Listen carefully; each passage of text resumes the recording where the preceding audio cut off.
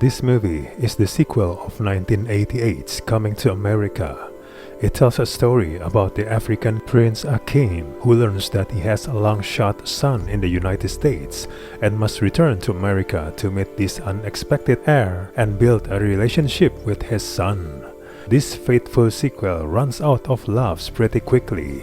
The original film is a beloved treasure, and while the sequel tries to pack as many in-jokes in as possible, it just is not enough. The movie struggles to make the comedy work in the majority of the scenes. Gags that should have been a surefire thing falter as a misstep. The movie is lazy in its reliance on nostalgia and lacking bite in its material. It is void of the inventiveness and charm that made the original a beloved cult classic. This sequel proves to be a charmless and odd follow-up that only tarnishes the legacy of its cult classic original. The movie fails on all levels, resulting on a dud of a comedy that plays for cheap laughs presented in lazy fashion. The script is just not good enough. All the screenwriters have the wrong instincts at every turn.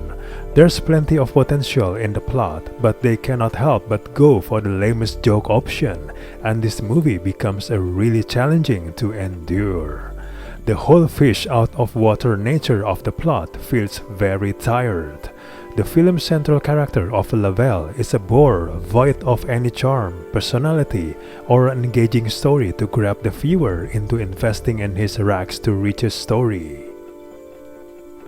Equally unfortunate is the actor Jermaine Fowler, just does not have the screen presence to make up for the faults of the undercooked writing, and it largely feels like he's trying a little too hard to be funny.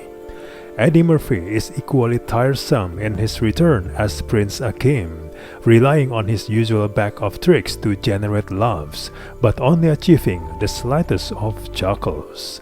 None of the many returning actors bring much to the table, while new additions such as Tracy Morgan and especially Leslie Jones confuse loud and crass for funny. The comedy is surprisingly dull.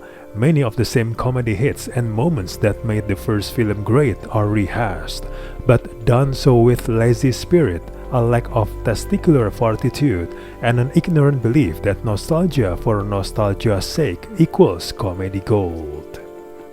With all the repetition, it struggles to justify its own existence, which is probably about 3 decades too late.